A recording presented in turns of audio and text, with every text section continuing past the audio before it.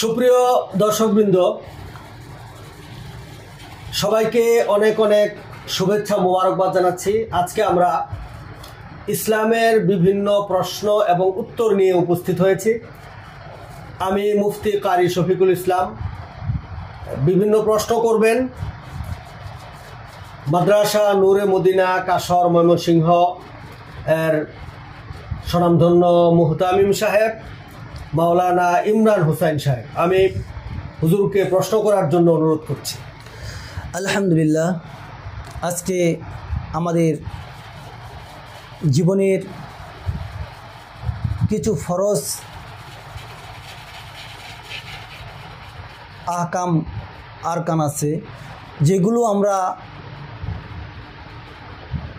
চেষ্টা না করে, আমরা গুরুত্ব না দিয়ে সেই কাজটি করি। যেমন হজরতের কাছে আমার প্রশ্ন, অজু করার সময় যে সমস্ত শরীরের যে সমস্ত অঙ্গ ধৌত করা ফরজ, যদি সেই অঙ্গগুলোর মধ্যে সামান্য পরিমাণ শুকনো থাকে, তাহলে কি আমাদের অজু হবে? ধন্যবাদ আপনাকে, চমৎকার প্রশ্ন করেছেন। আসলে আমরা এই বিষয়ে অনেক সময় গুরুত্ব দেই না। যেমন অজুর ফরজ 4টা। কি কি? সমস্ত মুখমণ্ডল ধৌত করা। এখন আমরা এইখান থেকে শুরু করে এইদিকে কানের লতি পর্যন্ত পুরাটা মুখ ধৌত করা ফরজ। এইখানে যদি সামান্য একটু জায়গা শুকনো থাকে, অজু হবে না। ঠিক তেমনিভাবে 2 হাত কোনোই সহ ধৌত করা ফরজ। সেই ক্ষেত্রে 2 হাতের কোনো অংশ খালি থাকলো, শুকনা থাকলো, ধৌত হলো না। বিশেষ করে এটা শীত সিজনে এরকম হয়ে থাকে। অনেক সময় পানি ঢুকে না ভালো করে, 1-2 বার দেয়, হয়তো বা কোনোর এই সাইডে এইদিকে পানি লাগলো না, অসচেতনতার কারণে, অসাবধানতার কারণে, সেই ক্ষেত্রে অজু হবে না। ধন্যবাদ আপনাকে। আলহামদুলিল্লাহ, আমাদের প্রশ্নের উত্তর দিয়েছেন খুব সুন্দর। দ্বিতীয় প্রশ্ন হচ্ছে,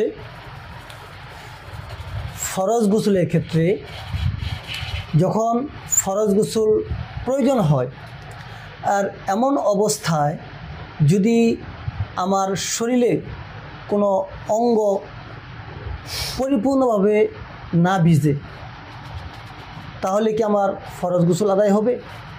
ধন্যবাদ আপনাকে, মাওলানা ইমরান হুসাইন সাহেব হাফিজাহুল্লাহ, আপনাকে ধন্যবাদ। এটা অত্যন্ত চমৎকার প্রশ্ন।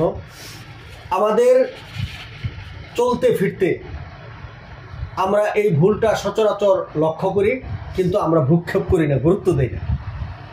যেমন অজুর ফরজ 4টা, গোসলের ফরজও কিন্তু 3টা।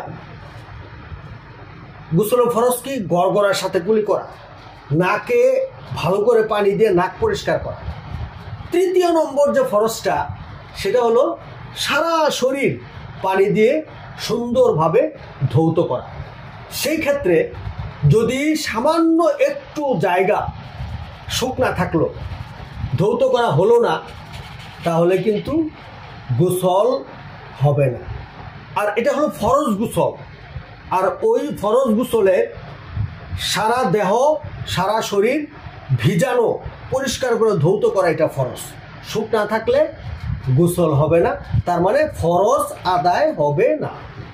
বিশেষ করে আপনারা লক্ষ্য করবেন, অনেকে স্বাস্থ্য বেশি থাকে, শরীরে স্বাস্থ্য বেশি থাকলে নাভিটা একটু ভিতরে থাকে, তখন আপনার আমার কর্তব্য হবে নাভির ভিতরে পানি পৌঁছানো। যদি না পৌঁছে, গোসল হবে না, ফরজ আদায় হবে না। ধন্যবাদ আপনাকে।